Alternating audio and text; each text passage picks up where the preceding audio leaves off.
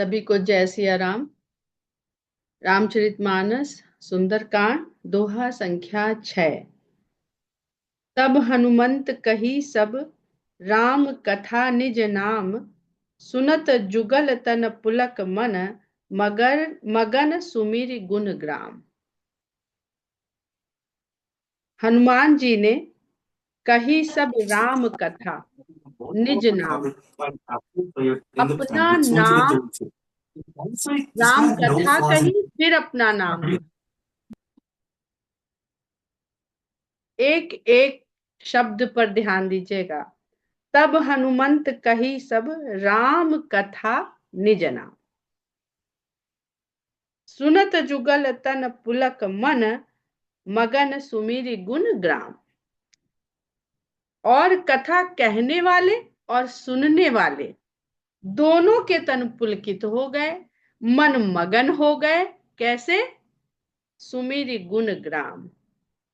जो राम कथा कही जा रही थी हनुमान जी के द्वारा, उसमें जो राम जी के गुणों का वर्णन हो रहा था, वो गुणों के समूह को स्मरण करते हुए हम लोग जब राम कथा पढ़ते हैं, कहते हैं, सुनते हैं, तो कौन सी बात से हम सबसे ज्यादा पुलकित या मगन होते हैं?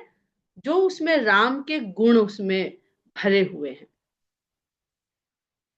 अब यहां पर ये कथा कहाँ कही जा रही है, ये बहुत महत्वपूर्ण है।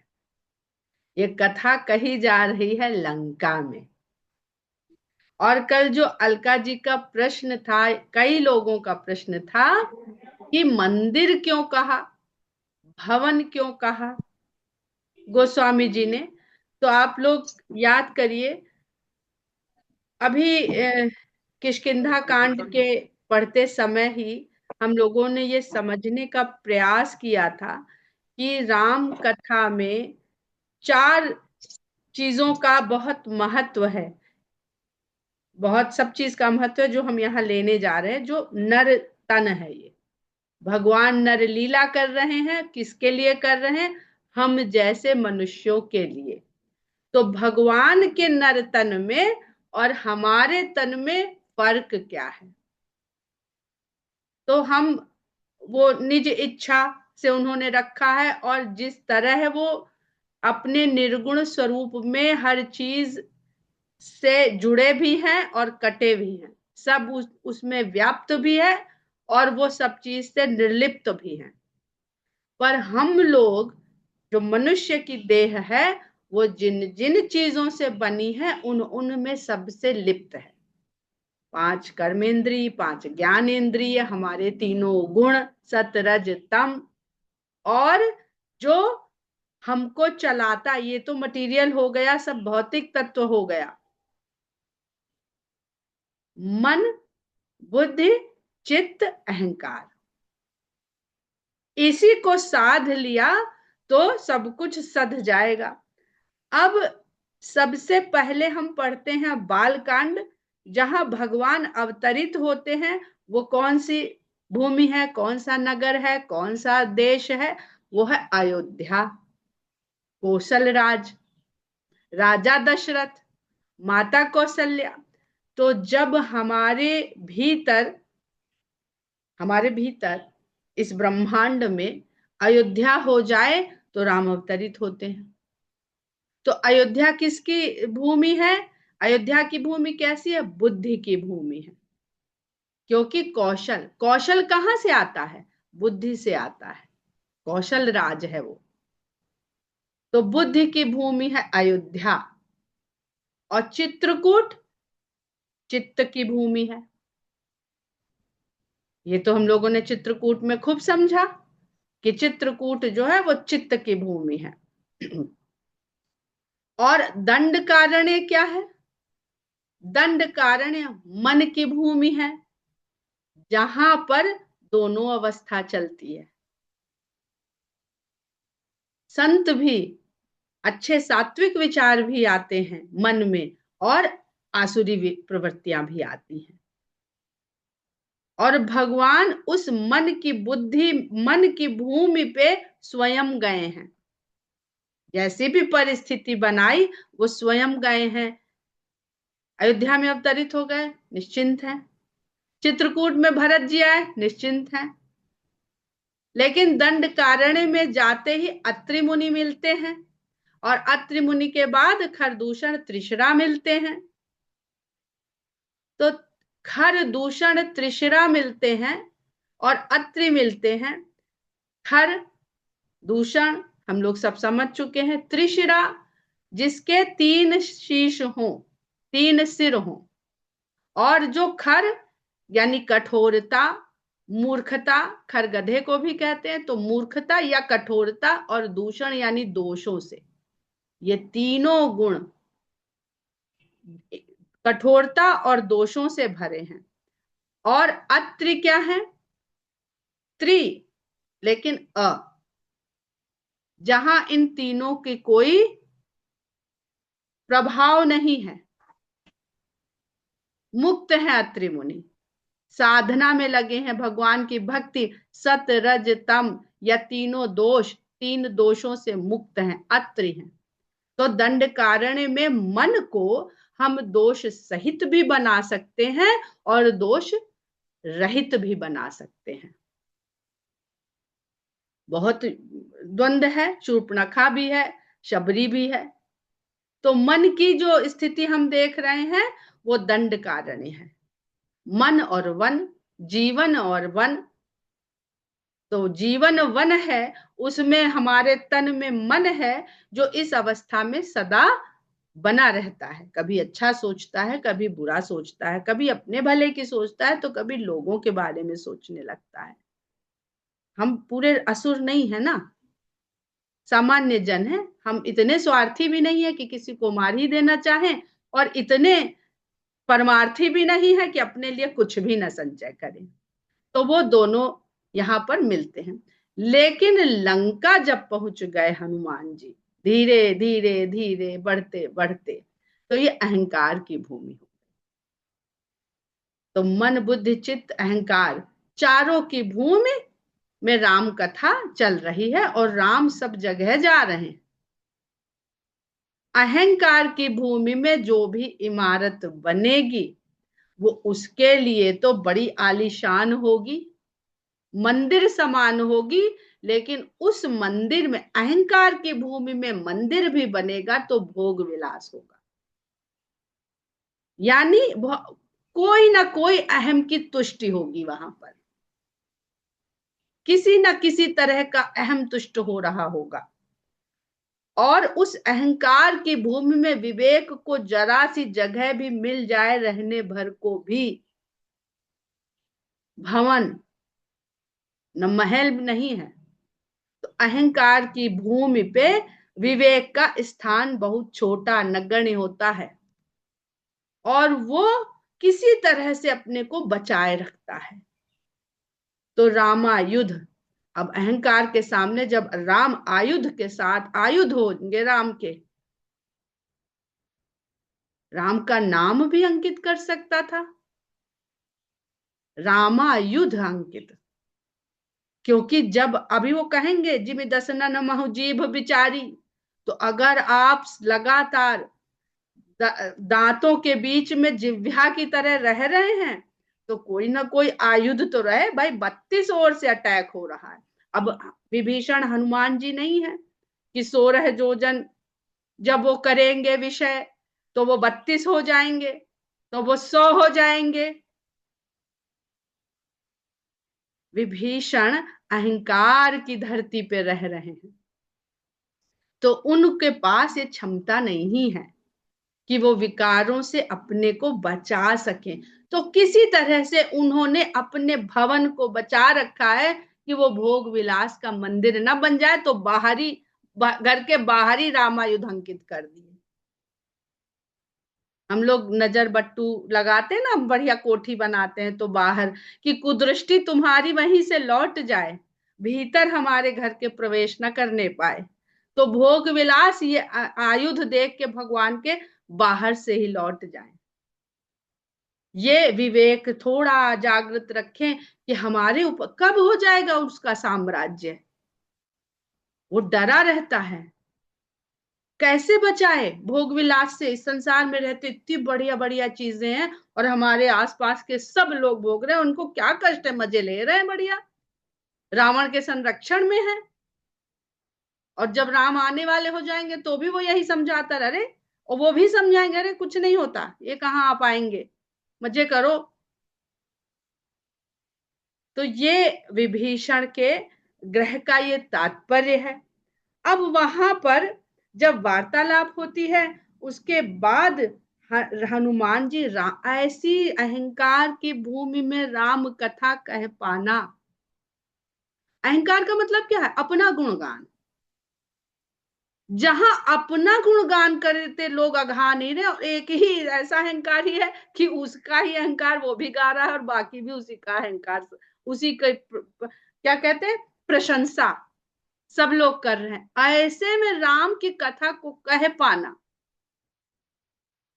और उसके बाद अपना नाम बताया कि देखें तो राम कथा सुनने के बाद रिस्पॉन्स कैसा आता है। और अपना नाम राम कथा के पीछे रखिए, ये हनुमान जी सिखा रहे हैं। कभी कथा सुनाने वाले को अपना नाम आगे नहीं, आगे भगवान का नाम और उनकी कथा, उनके गुण। आवश्यकता हो तो अपना नाम कहिए, आवश्यकता ना हो तो न कहिए।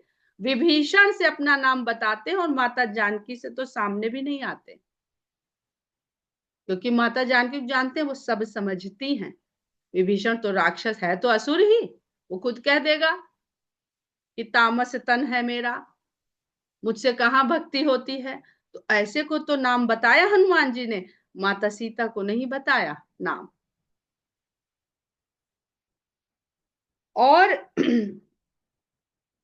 जब भगवान राम ने हनुमान जी को मुद्रिका दी, जिसको लेकर के वो चले, तो वहां पर भी कहते हैं कि सब चले गए सबसे बाद में हनुमान जी को, सबके पीछे। यानी कि सबको कुछ ना कुछ तो बांटा होगा राम ने। वो अलग बात है कि हम लोग ने कहा कि उनको पता था, ये तो उन्हीं का काम था कि हनुमान जी ढूंढ के लाएंगे, पर लीला तो ऐसी नहीं कर रहे हैं ना। तो सबको कुछ ना कुछ तो निशानी उन्होंने दी होगी, चाहे कुछ शब्द कहा हो, कुछ तो बताया, आशीर्वचन दिया, तो आशीर्वचन में कुछ तो कहा होगा। और जब हनुमान जी उनके पास गए तो हनुमान जी को उन्होंने मुद्रिका दी। हनुमान जी ने कहा प्रभु सब तो बांट चुके, हमें क्या दे रहे हैं। तो वो ऐसी मुद्रिका दी जिसमें राम नाम अंकित है। तो मुद्रिका, मुद्रिका जो मेटाफर में अगर आप लीजिए तो उनको राम का नाम दिया। और ऐसी मुद्रा, मुद्रक, मुद्रिका सब जानते हैं, ऐसा मोहर लगा दी राम नाम की, ये नाम ले जाओ और करो जाके काम। अब प्रभु मुद्रिका मेली मुख माही, तो मुख में राम का नाम करते जाना और चलते चले जाना। सबके पास वो मुद्रिका है। बहुत लोग कहते हैं कि मुंह में डाली फिर सीता माता को दी, तो क्या झूठी मुद्रिका दी। जब हम राम का नाम लेते हैं तो जितनी जूठन हमारे भीतर दोष है वो भी पवित्र हो जाते हैं। राम के नाम में ऐसा प्रताप है। वहां भी राम कथा सुनाई और यहाँ भी राम कथा सुनाई। तो एक राम का नाम लेने से राम की कथा बांच रहे हैं। तो इसलिए ये सुंदर कांड है कि लंका जैसी जगह में हनुमान जी जाने कितनी बार राम का गुण गा रहे हैं, जहां रावण का गुण गाया जाता है। अभी तो धीरे धीरे पता चलेगा कहाँ कहाँ राम के गुण गा रहे हैं। अभी सबसे पहले विभीषण के, फिर सीता जी के सामने पीछ मतलब छुप के, और फिर रावण के दरबार में गाए आएंगे राम के गुणों को। तो इसलिए ये सुंदर कांड है। अयोध्या में भगवान मिल जाए तो बढ़िया, यहाँ तो हम आए हैं भगवान को ढूंढने। चित्रकूट में मिल जाए तो और बढ़िया, यहाँ तो भरत और राम का ऐसा मिलन हुआ है। किष्किंधा में वहां मिल जाए तो बढ़िया है, तो भेज ही दिया है। दंडकारण्य में भी मिल जाएंगे कभी ना कभी, लेकिन अहंकार जिसके यहाँ वास करा बैठा है, उसको राम का गुण, राम की कथा, राम का नाम मिल जाए तो ये सबसे सुंदर बात है। इसलिए भी ये सुंदर कांड है। तो विभीषण जी कहते हैं, सुनो पवन सुत रहनी हमारी, जिम दस नन्हि मोहु जीभ बिचारी। तो कहते हैं विभीषण जी कि हे पवन सुत, अब अपना परिचय भी दे दिया है। हमारी रहनी तो आप यूं समझिए कि जैसे दांतों के बीच में बेचारी जीभ रहती है, कब किधर से अटैक हो जाए। पर भगवान ने देखे जीभ को कैसी बढ़िया सुरक्षा प्रदान करी है कि वहां होते हुए भी सुरक्षित है, सब कुछ काटता है, लेकिन अपनी जीभ धोखे से कभी कट जाए तो बात दूसरी है, अपनी जीभ कभी नहीं कटती, वो नहीं खा के भीतर ले जाता है। यही सुरसा है। रस तो लो, जिह्वा क्या लेती है, रसास्वादन करती है। तो रसास्वादन तो लीजिए, पर उस जीभ को न खा जाइए कि रस ही न लेने को मिले। तो वो रसास्वादन भी जिह्वा लेती है और राम का नाम भी जिह्वा। जीभ काट दीजिए, राम नहीं कह पाएंगे, रा शब्द नहीं बोल पाएंगे। तो असली रस क्या है, वो राम है। सच्चा रस लीजिए उस जिह्वा से। तात कबहु मोहि जानि अनाथा, करियहि कृपा भानुकुल नाथा।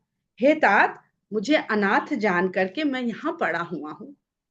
तुमने तो इतने लोगों को बता दिया, कल्याण कर दिया उन्होंने, चले आए अयोध्या छोड़ के, सब बता दिया हनुमान जी ने इतनी देर में।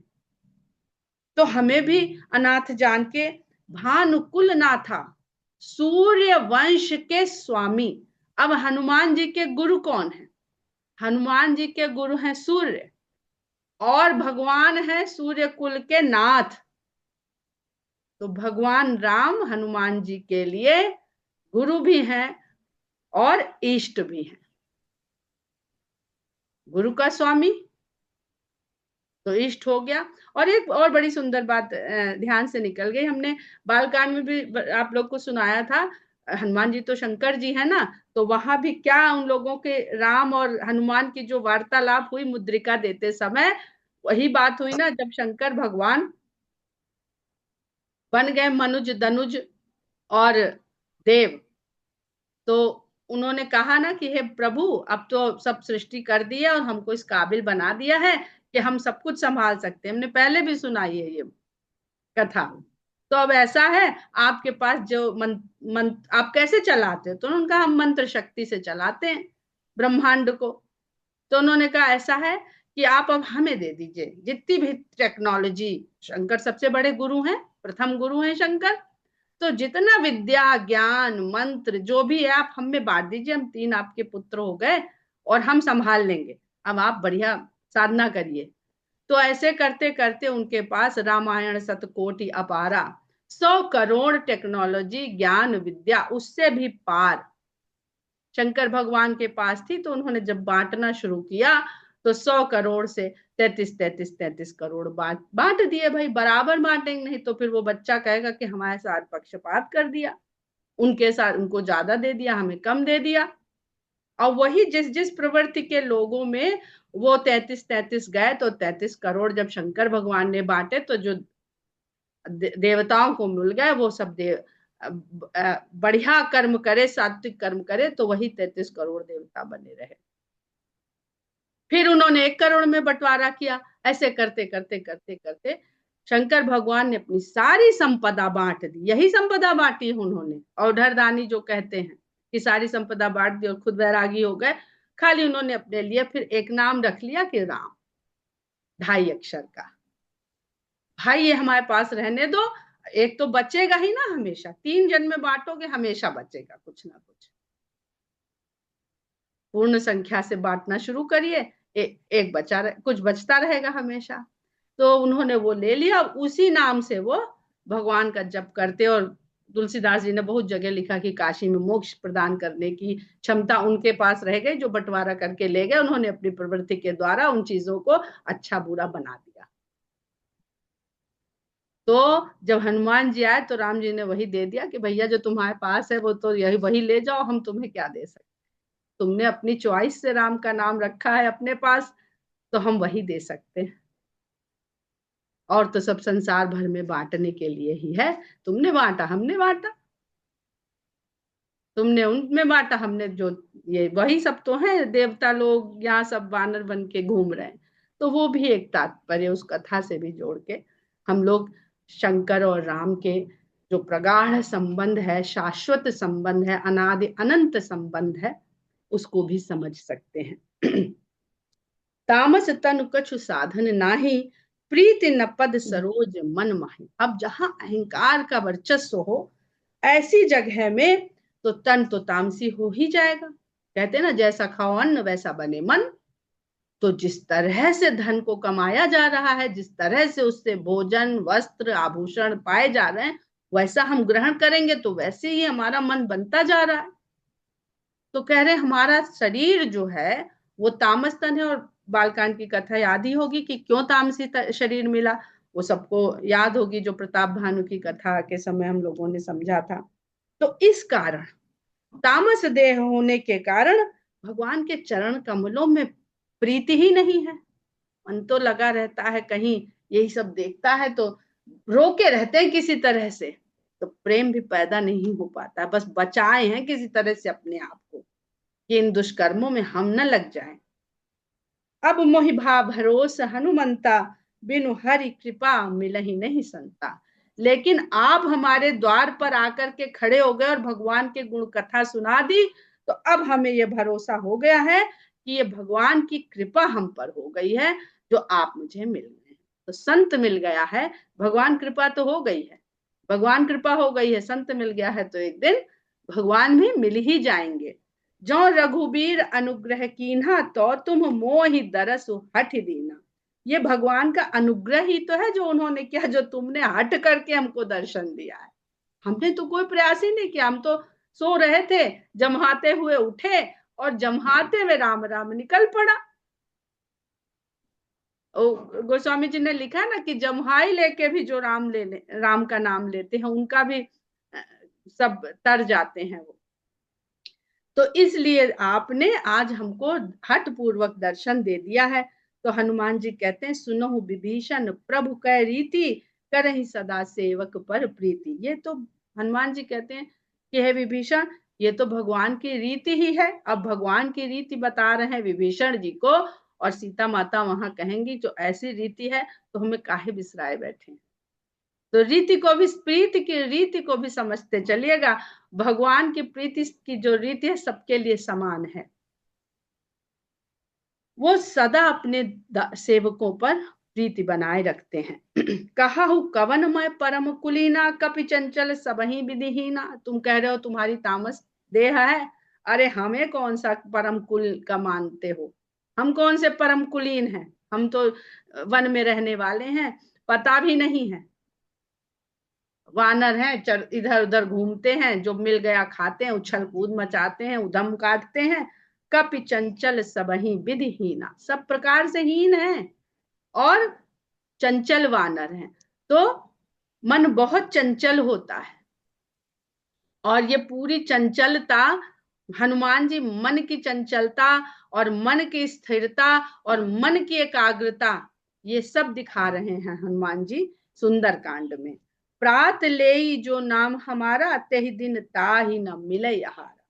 कहते हैं सवेरे सवेरे तो हमारा नाम लेना भी लोग अच्छा नहीं मानते हैं, कि जिस दिन इनका नाम ले लो सुबह सुबह, दर्शन तो जाने दो, उस दिन उसे आहार नहीं मिलेगा।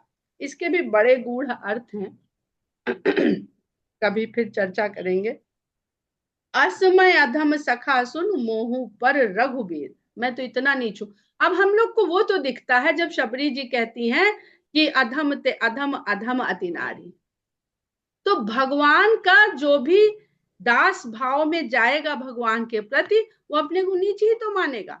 ऊंचे तो केवल एक वो हैं, और जहां जिसने अपने को ऊंचा माना वो अहंकार की भूमि पे उसका वास हो गया, चाहे वो भक्त ही क्यों ना हो। रावण भक्त है, पर कैसा भक्त कहता है, मैं सबसे बड़ा भक्त हूं। रावण कैलाश पर्वत को भुजाओं पे अपनी उठाता है, भुजाओं पे उठा लेता है, अपने से ऊपर है, लेकिन देख पा रहा है भगवान को, देख नहीं पा रहा है। क्या देख रहा है? अपनी भुजाओं का बल। भगवान को ऊपर उठा दिया तो भगवान के दर्शन तो नहीं हो रहा है, उसे अपना भुज बल दिख रहा है और भुज बल से उसका अहंकार बढ़ रहा है। और हनुमान जी तो स्वयं कंधे पर राम और लक्ष्मण को बैठाए और वो क्या देख रहे हैं, उनके हाथ भगवान के चरणों में। तो यहाँ भुज बल नहीं, यहाँ शरणागति है। वही हाथ है, एक को भुजबल दिख रहा है, एक उस हाथ से चरण पकड़ रहा है। तो अहंकार और शरणागति का फर्क है इन दोनों भक्तों में। एक शंकर के भक्त हैं और एक शंकर के अवतार हैं। तो भक्त फिर भी गड़बड़ कर जाएगा, शंकर गड़बड़ नहीं करेंगे। शंकर जैसा केवल शंकर है, तभी तो भगवान ने उनके प्रेम को जब देखा तो आकाशवाणी हो गई कि तुम्हारे जैसा भक्त कहाँ होगा, जो समान होते हुए भी अपने आप को नीचे रखना चाहे। असमय अधम सखा सुनु मोहु पर रघुबीर कीन्ही कृपा सुमिर गुण भरे बिलोचन नीर। ऐसा स्मरण करते सोचते हुए कि मुझे भगवान इतना चाहते हैं कि मुझ पे कृपा करी, हनुमान जी के नैनों में जल भर आया। जानत हूं अस स्वामी बिसारी, फिर हित काहे न हो ही दुखारी। ये जानते हुए भी नर ऐसे भगवान को भुला देता है और फिर दुखी होके फिरता है, तो भाई काहे नहीं होएगा। जिस चीज के पीछे भागोगे उसका जो फल है, परिणाम है, वो पाओगे भाई। तो फिर दुखी काहे हो, तुम ही तो भागे हो उसके पीछे। यही बीत कहत राम गुण ग्रामा, पावा अनिर्वाच्य विश्रामा।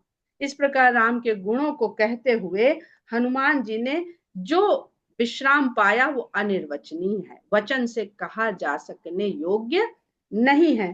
पुनि सब कथा विभीषण कही। इसके पश्चात विभीषण ने कथा कही, जय विद जनक सुतात है। राम की कथा के बाद विभीषण ने जानकी की वो कथा कही कि किस प्रकार वो यहाँ आई, पहुंचाई गई और कहाँ रखी गई।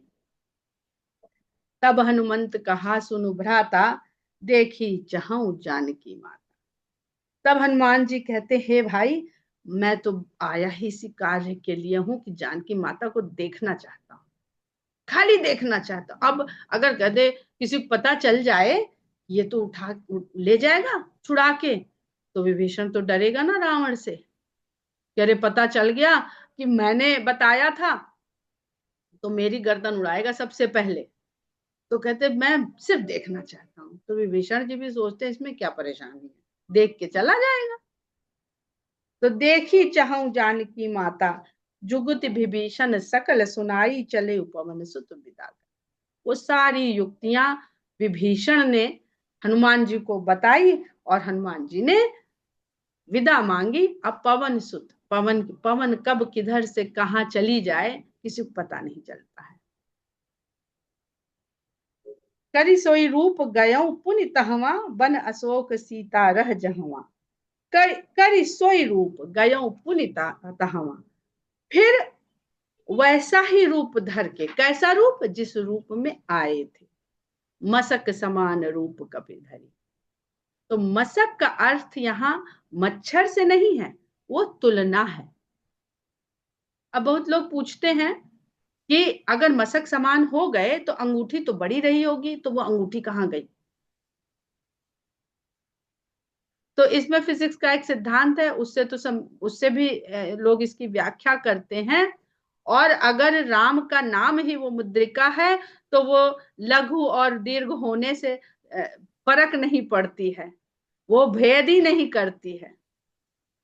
और तीसरा भाव ये है कि कहने को तो लग रहा है कि मुद्रिका हनुमान के हाथों में है, पर दरअसल हनुमान उस राम नाम की मुद्रिका के हाथों में।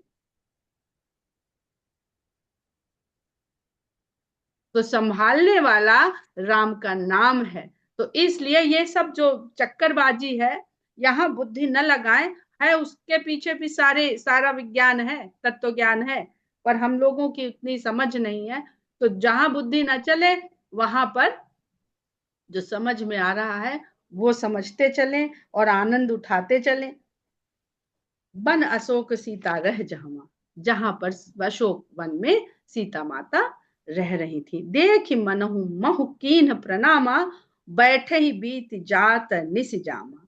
मन ही मन उनको प्रणाम किया और वहां जाके जब उन्हें बैठे बैठे ही रात्रि के चारों पहर कृष्ण तनु शीस जटा एक बेनी, दर्शन कर रहे माता सीता का, दुबला पतला शरीर हो गया, कृष्ण काय, और जटा की एक बेणी है। अब देखिए, शीश जटा एक बेनी, उनके शीश पे जो जटा है वो एक वेणी के रूप में है, जटा भी है वेणी भी है, और साथ किसके बैठती हैं? त्रिजटा के। हमने त्रिशरा और अत्रि की बात केवल इसीलिए बताई थी कि अब इसको त्रिजटा और शीश जटा एक बेनी, इससे जोड़ के समझने का प्रयास करिएगा। जब वेणी बनाई जाती है तो 3 भाग करने पड़ते हैं केश के, बिना 3 भाग करे वेणी बनती नहीं। यानी मनुष्य का जीवन जो चलेगा तो वो 3 गुण के बिना चलेगा नहीं, सत रज तम। लेकिन उनकी एक ही वेणी है, और जो जटा हो गई तो उसको सुलझाने में पहले सुलझाओ, केश अलग करो, तब जाके वेणी बनाओ। तो सीता माता का तो एक ही जटा है, एक ही वेणी है, वो है राम के चरणों में उनका ध्यान। कृष्ण तनु शीस जटा एक बेनी, जपति हृदय रघुपति गुण श्रेणी, और मन में राम के गुणों की श्रेणी। चोटियां, पर्वत की जो होती है ना श्रृंखला, उसको पर्वत श्रेणी कहते हैं। तो जो हमारे शीश के भीतर जो विद्यमान है चोटी, हमारा शीर्ष अवस्था, उसकी जितनी भी श्रेणियां हैं वो सब की सब केवल राम के गुणों का जप कर रही। तो राम जप, राम रट, राम स्मरण जो भी करिए, जब जो कर पाए वो करिए।